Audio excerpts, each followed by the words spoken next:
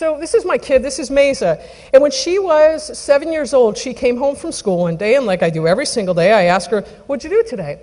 So she said, we talked about the Middle Passage. Now, this was a big moment. Mesa's dad is black, and I knew this day was coming. I wasn't expecting it at 7. I don't know why, but I wasn't.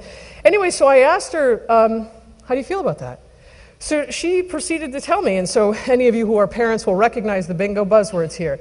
So the ships start in England, they come down from England, they go to Africa, they go across the ocean, that's the Middle Passage part. They come to America where the slaves are sold, she's telling me. But Abraham Lincoln was elected president, and then he passed the Emancipation Proclamation, and now they're free. Pause for about 10 seconds. Can I play a game, Mommy? And I thought, that's it, right? And so, this is the Middle Passage. This is an incredibly significant event. And she's treating it like basically some black people went on a cruise, is more or less how it sounds to her.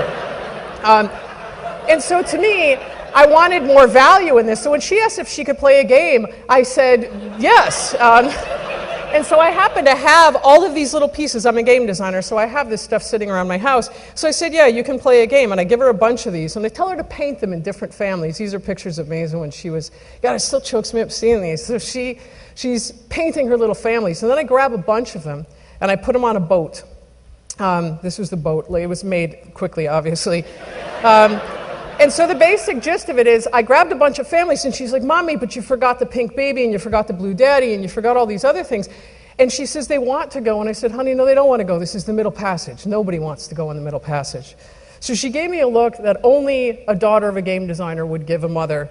And as we're going across the ocean following these rules, she realizes that she's rolling pretty high. And she says to me, we're not going to make it.